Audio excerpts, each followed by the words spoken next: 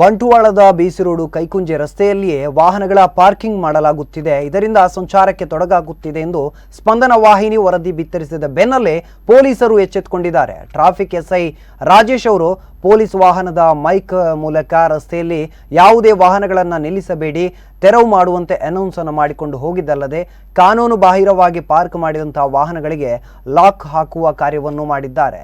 ಸದ್ಯ ಪೊಲೀಸರ ಈ ಕಾರ್ಯಾಚರಣೆಯಿಂದ ರಸ್ತೆಯಲ್ಲಿ ವಾಹನ ಸಂಚಾರಕ್ಕೆ ಯಾವುದೇ ತೊಡಕಾಗುತ್ತಿಲ್ಲ.